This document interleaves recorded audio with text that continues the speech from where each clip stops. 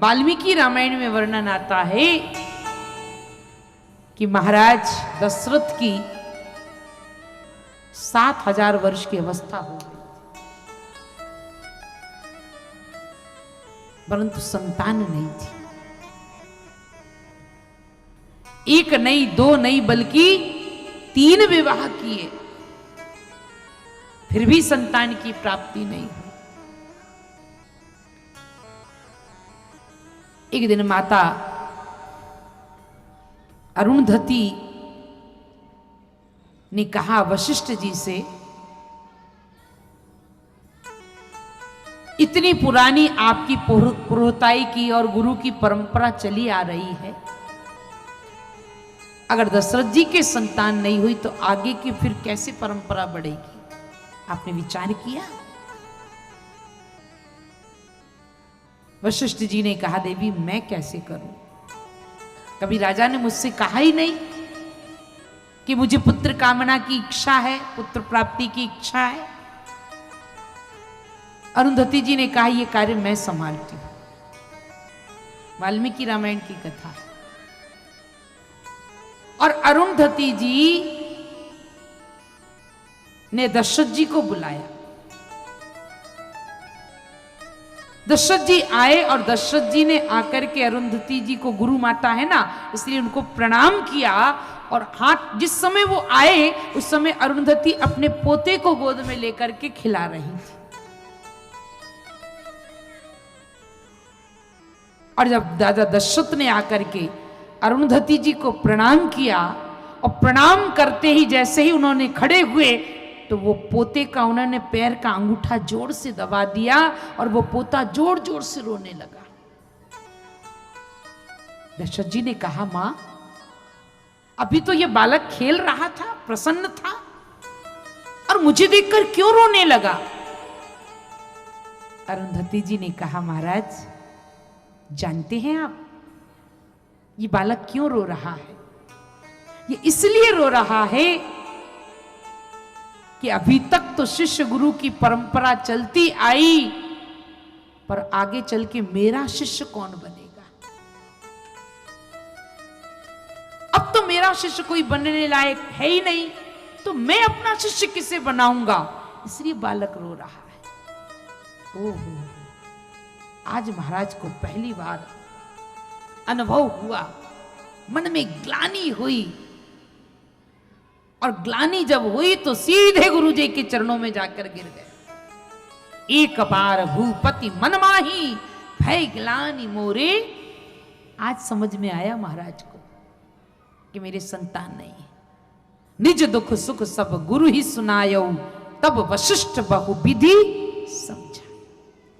और महाराज वशिष्ठ ने पुत्रेष्टि यज्ञ कराया, पुत्र काज शुभ यज्ञ करावा, और यज्ञ के साथ आहुति दी। और आहुति देने के बाद जब यज्ञ की पूर्ण आहुति हुई तो यज्ञ पुरुष भगवान प्रकट हुए। बोलिए यज्ञ नारायण भगवान की जय। चांदी के कटोरे में, सोने के कटोरे में चांदी की वर्क से ढपा हुआ पायस प्रसाद लेकर प्रकट हुए। राजन, ये प्रसाद अपनी रानियों में जाकर वितरित कर दो। महाराज ने आधा हिस्सा कौशल्या को दिया और फिर आधे में से आधा करके कौशल्या, केकई, हाथ धर और दीन सुमित्रा ही मन प्रसन्न कर। तीनों रानियों के हाथों पर वो प्रसाद रखा और उन रानियों ने प्रसाद पान किया। और प्रसाद के पाते ही पुत्र के आगमन के संकेत प्राप्त हो गए। जा दिन ते हरि गर्व ही आए। भगवान आने लगे। महारानी कौशल्या का तेज बढ़ने लगा।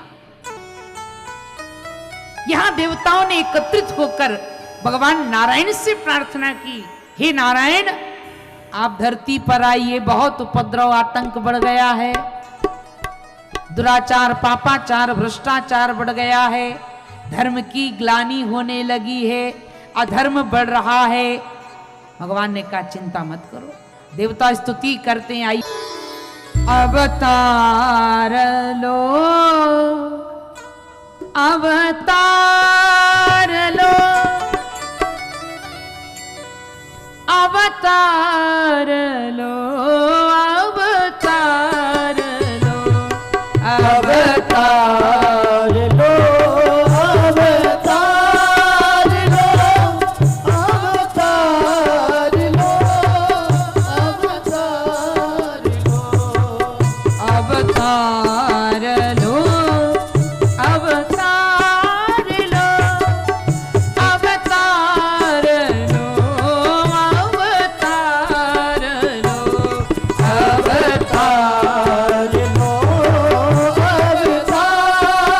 लो अवतार लो अवतार लो यह प्रार्थना सरकार से अवतार लो अवतार लो यह प्रार्थना सरकार से अवतार लो अवतार लो प्रभु सुनिए करुण पुकार को प्रभु सुनिए करुण पुकार लो प्रभु सुनिए करुण पुकार को प्रभु सुनिए करुण पुकार लो आओ जगत उद्धार को अवतार लो अवतार लो अवतार जगत उद्धार लो अवतार लो अवतार लो गाए धरनी पर सट रही गाए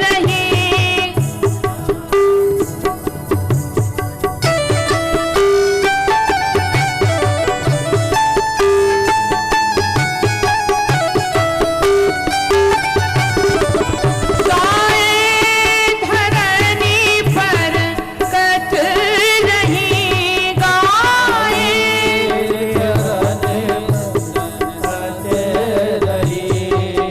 हिंदू संस्कृति मिट रही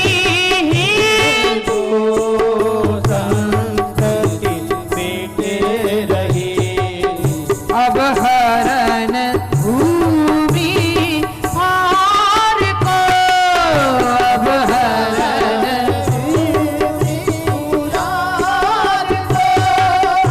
अवतार लो अवतार लो अब हरण भूमि भार को अवतार लो अवतार लो अवतार लो अवतार लो अवतार लो अवतार लो अवतार लो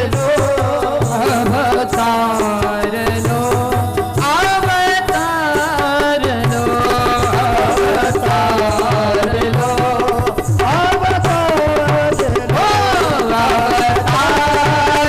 लो अवतार लो अवतार लो अवतार लो अवतार लो अवतार लो